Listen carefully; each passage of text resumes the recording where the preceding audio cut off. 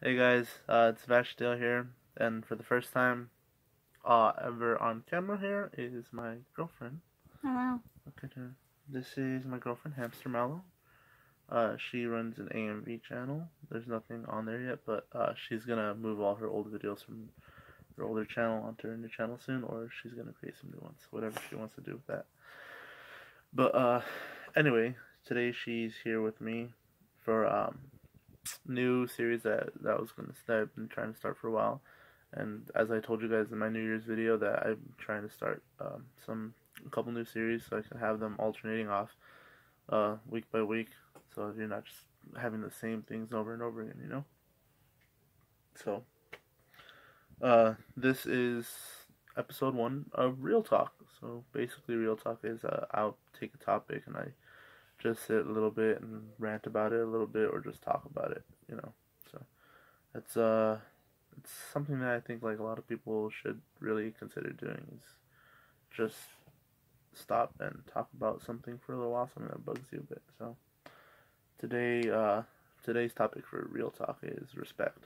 So I'm gonna let her take the first crack at it. So what do you think is that happens in society today it's disrespectful?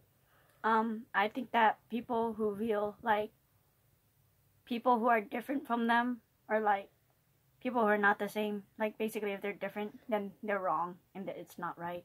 So it's like, this is a general concept, but like people hate on gay people because it's claimed that in the Bible being gay is like a sin, even though that's not even close to the case, because it's like, it in the Bible it states love thy neighbor, which is basically love thy neighbor as thyself. So you need to care and respect a person like how you would care and respect yourself.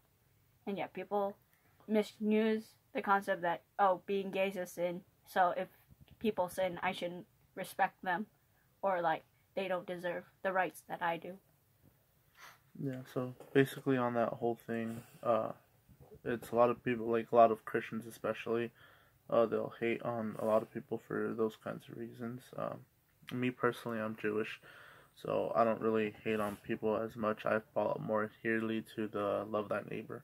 And I'm not saying I'm not a sinner. I'm a sinner. I know for a fact I'm a sinner. I've lied. I've cheated. I've done lots of things that I'm not proud of myself, you know. But it's just always people that tell me that they adhere to the following, to the teachings of Yeshua, or Jesus as they call him in the Christian community, when in reality they really don't. Because Jesus himself, when he walked this earth, when he was around, when he was alive, he sat down with prostitutes, whores, sinners of all kinds, and he cared for them, he loved them, he taught them, he put them on the straight path. And honestly, if you guys want to follow the example of Jesus, stop using his name to put other people down. It's more or less like accept everybody, you know? Mm-hmm. And I think that's another big thing that a lot of foreigners don't understand either, is that, see, I work in retail. I work at a retail store. I can't say the name for legal reasons, but I work at retail and I stock food. So sometimes I'll be stocking food and whatnot, and people, because I work around where Disneyland is. Disneyland is literally just 20-minute drive, not even 20-minute drive, like 20-30-minute walk from my workplace, and a lot of people are there visiting as tourists, people from outside the country, people from Mexico, Brazil, Japan, China, Vietnam. Everybody's here like visiting because Disneyland's a big tourist attraction here in California. And a lot of times while I'm stocking food, these foreigners, I'm not saying it's all foreigners, just certain ones are more disrespectful than others, because a lot of them will just pass by. They'll grab something, instead of putting it back, they'll drop it on the floor, or they'll pass by something and just start knocking things over. And it's really difficult on us because we have time constraints. We have to clock out at the time we have to clock out. So if we're working an 8-hour shift, say I went in at 5 in the morning and I got out at 1:30, and if they did these things, they knocked things down, I'm busy putting them back in the right place. It really takes away time from me just finishing up the job that I have to do. And it's especially hard when it's later on in the night shift, when I have like 7 to 11 shift, 7 p.m. to 11 p.m. shift, and it gets hard then because it's the busiest time of the day. Everybody's out at night doing their last minute shopping for the week or whatnot, or for the day. It's just a lot of people, a lot of tourists. I'm not just saying it's people from outside the country. It's people from inside the country too. People in America too are extremely disrespectful towards us, especially towards me, because I work in the food department, so we're stocking food, we're stocking the produce, stocking the breads and whatnot. And I told you the struggles that I have about this before, Mm-hmm. where I'm walking and I'm going on my break, and someone stops me like, "Oh, hey, do you know where like air fresheners are?" And I'm like, "I'm sorry, I really don't know where the air fresheners are. I can give you a general location about where they are." And then they'll go off and give me attitude like, "Oh, I thought you worked here." And I'm like, uh, I work here, but did you not just see me come from stocking food over there? Sorry if it's not to your expectations that everybody in the store knows where everything is." Mm-hmm. And it gets a little bit more difficult that way because I myself have anxiety, so I already have a problem approaching customers and asking them, "You need help finding something, or are you finding everything all right? How's your day going?"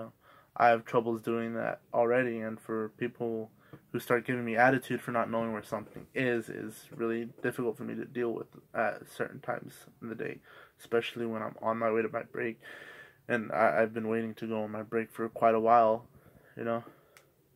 And then same thing with people living here. It's like people get pretty like mean and everything because, well, America is known to be made up of foreigners, and I feel like we're not accepting that concept very much because it's like if you're not white, then you're not you are if you're not white, then you are a foreigner despite where you came from.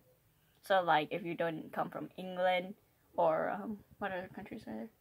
Russia, Spain, like, France. or if you don't come from an English-speaking European country, then basically you're a foreigner and you're not accepted.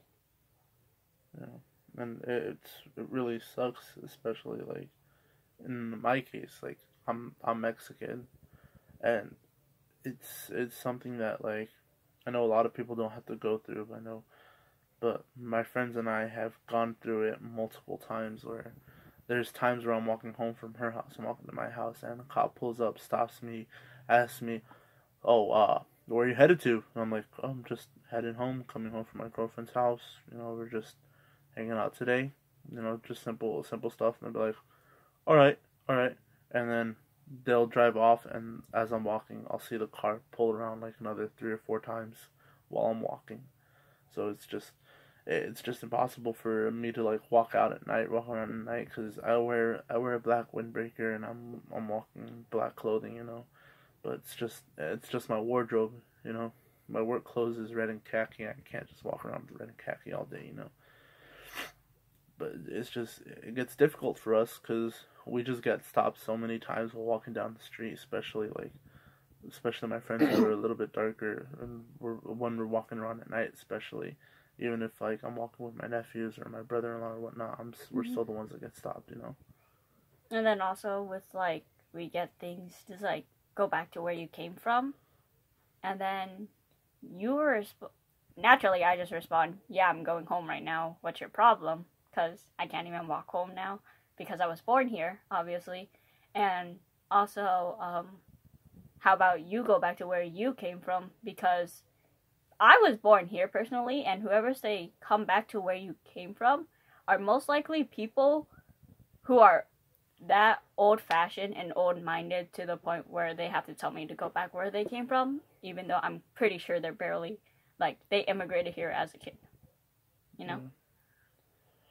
And it's really troubling, especially for like other people, other Mexican people start telling you like, "Why don't you just go back where you came from?" And it's like, I get it. Like, there's a stigma about Mexican people here, not just Mexican people, Hispanic people in general. Mm-hmm. That we're very violent. We're extremely, they have that set mind right there. And honestly, for me, it's a lot difficult growing up because my family follows the stigma to a T. My he's extremely violent. He's been in jail several times. His girlfriend's bailed him out, and he's gone back several times. And it gets really difficult because we're similar in stature, we're similar in body shape and whatnot. We're extremely similar in every kind of way. The only difference is that he has facial hair. I don't. I keep shave as often as possible, and my hair is set to my style, not his style. And it gets really difficult to break out of that stigma, especially when in my family we have alcoholics, drug addicts, and all that kind of stuff, and it gets really taxing on me and my younger brother because they're the youngest too, and above us is six older siblings, 4 older sisters, 2 older brothers, and then 1 younger brother, and it's a lot of us, and it gets really difficult when you're trying to break out of a certain stigma, but your family is stuck in that stigma, and it gets more difficult for us to break out of it. It's really more on the younger ones. I'm the first guy in my family to graduate, and even before that, only three of my older siblings have graduated. There's 6 of them, and only 3 of them have graduated, and I'm the 4th one to graduate in the family, and the only guy to graduate. Mm-hmm. So it gets really hard, especially for me, because my family keeps telling me, "Oh, you gotta have a plan B. You gotta have a plan B." But it's like, if you're telling me to have a plan B for my future, then you're basically telling me, "Hey, you're gonna fail," and that's not what I want to hear. Mm-hmm. I already have depression and anxiety, and I already have doubts about everything I do. But it's it's a lot harder to pull ahead when you don't have the support from your family that other people do. Especially like Fenrir Roxas.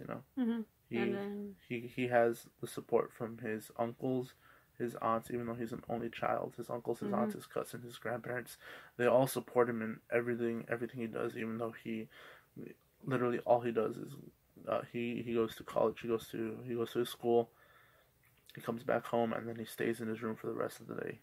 That's basically all he does, and they support him because at least he's doing something with his life. Yeah. And the fact that society puts us down for trying to be educated in a way, so that it's just people are allowed to come to the United States for studying as long as you're white.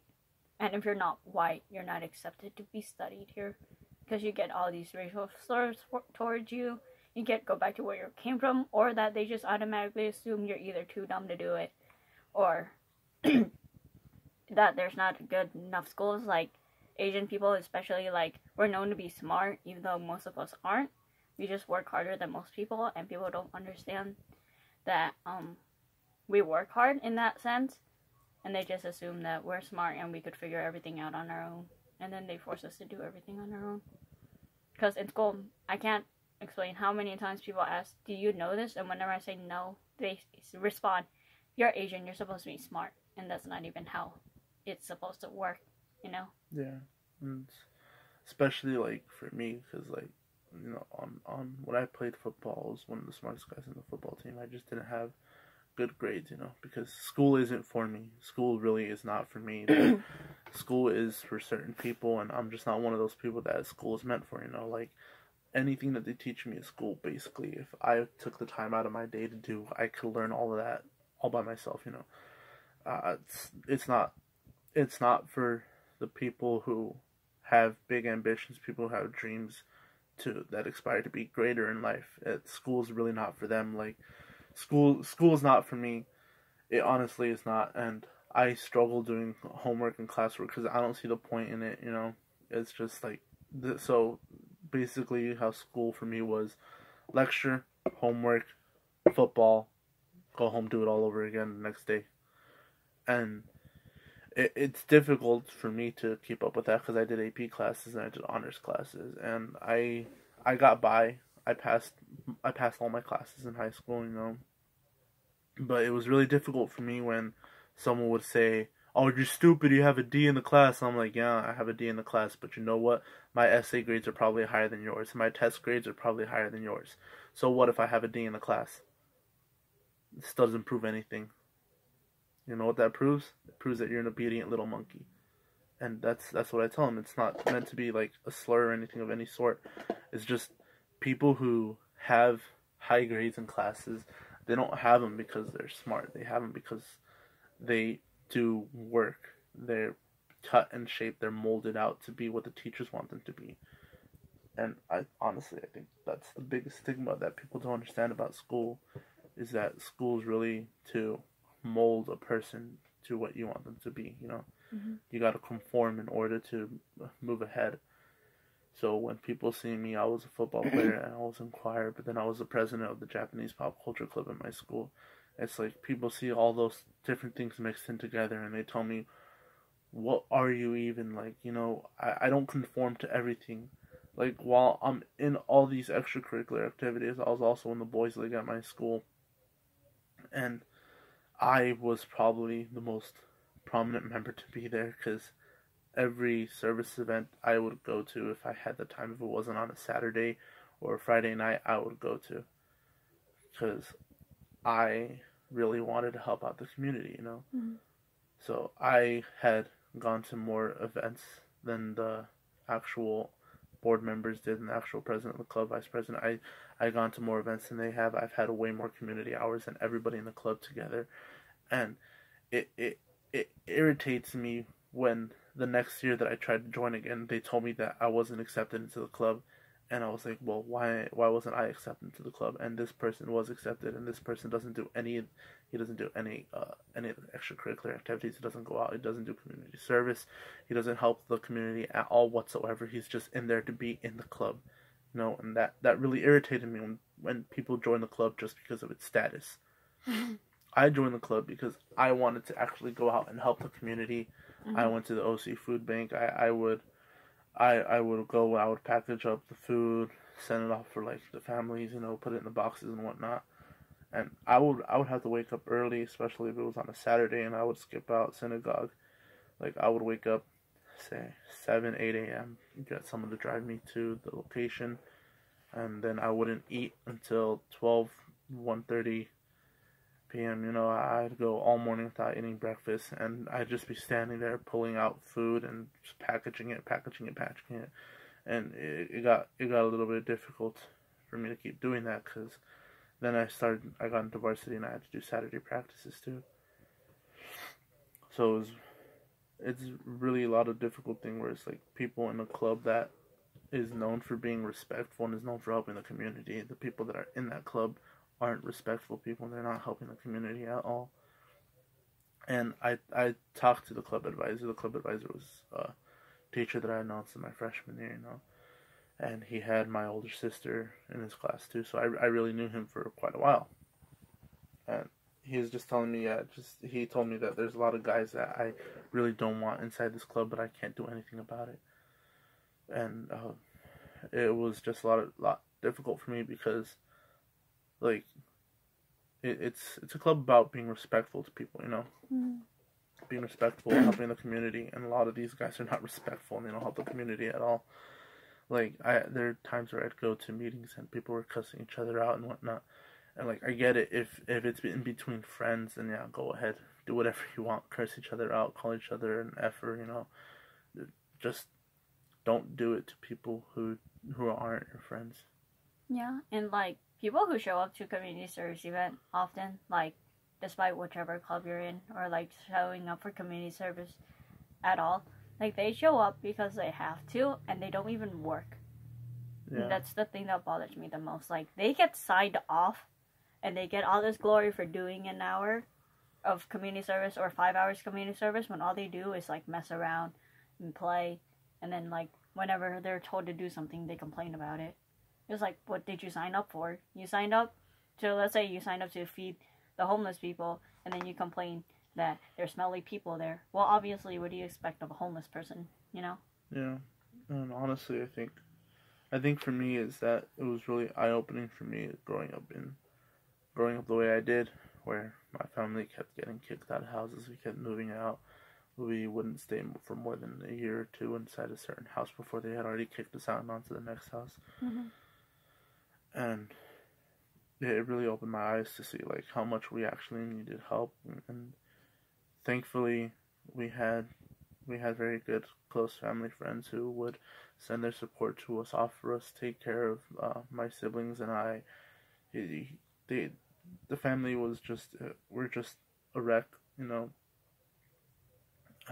And I really garnered appreciation for a lot of things that I have now that I didn't have back then. And it's just really, it really loops all the way back to that thing about respect, you know. It's just, my mom is still the most respected person that I know in my area. I can't walk around anywhere without people asking me, "Oh, hey, how's your mom?" You know, like everybody in this area, in our city, they basically know who my mom is. Like, I can walk all the way to the public library, and they'll ask, and there'll be someone who recognizes me. Hey, how's your mom? Or I can go 2 cities down, people recognize me. Hey, how's your mom? You know, and it's because my mom was so respected when I was a child that all these family all these family friends came out and they actually helped us. They took care of us. They fed us too. Because a lot of times I grew up without seeing my mom more often than I saw her, and the reason why is because she would wake up at 4 in the morning to go to work at 5 in the morning, and she was working 2 jobs at that time, so I wouldn't even see her until 9 p.m. and I'm already getting ready to go to sleep because I still had school the next day, you know. And the only times I get to see her on the weekends, and even then, because we go to synagogue on Saturdays, there's a good hour and a half that I don't see her for a while, and then after that hour and a half, when the service is over too, she's busy. She was always busy helping cleaning up after the service, you know, picking up chairs, taking any piece of trash, talking, catching up with their friends, you know. So it's really the thing that when you become really likable and people respect you enough, they'll go out of their way to help you, you know. Mm-hmm. So that, honestly, respect is the biggest thing that I have an issue with at my house, especially with my siblings, because a lot of the times they're putting me down and they go around and tell me the next day they love me. Or like today, even when I was leaving the house, my sister was telling me, "Hey, you need to learn how to drive already." And I'm like, well, you know, I've been trying to practice as much as possible, but how am I supposed to be practicing when nobody trusts me using a car? You know, like my stepdad gets mad at my mom for letting me borrow her van to go drive to work when I have night shifts, you know. And it really irritates me, especially that my sister says it, because it's like she's the one that's pushing me most to get my license, and she doesn't even offer me any help. The most help she's offered me is, "Hey, you can borrow my car for the test," you know. And that's it. That's all the help she's given me. And when I did borrow her car for the test, I couldn't take the test because her vehicle was not up to the standards. So, honestly, respect is just the biggest issue for me at my house, and basically anywhere I go, even at work. There's a coworker I had who was really rude to me, and it got to the point where I snapped. And the issue was that a customer had dropped some eggs, and me and a coworker were picking them up and cleaning them up, and he was just talking to me about how, like, what my other coworker was talking to me. He was like, "So, what are your plans for the future and whatnot?" And like I was just telling him, like, you know, my aspirations, my dreams, like become an animator, create my own production company with my friends. You know, I'm gonna be moving to Arizona in 7 years' time to get all that sorted out. You know. And he was like, "Oh, that's pretty cool." And then like the other coworker, the rude one, he was like, "Oh, I can't believe it takes 2 guys to clean up 3 eggs." And that was the point that I snapped, and I told him straight up, actually, it takes 3 guys, 2 to do the actual cleaning, 1 to stand there and talk about nothing while the others were cleaning. He wasn't even doing his work. And immediately after that day, he stopped showing up. I don't know whether he quit because I told him that, or he quit because the season was over.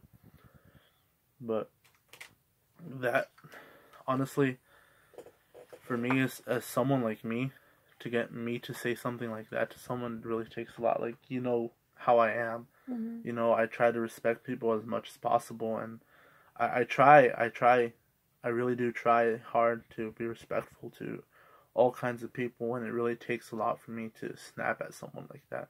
So the fact that I was only working with this guy for a month before he made me snap that much, and it was really irritating because he had no idea what he was doing. Even though he said he had a lot of experience in grocery, he honestly had no idea how any of the equipment worked. He had no idea how any of the stocking or the pushing worked.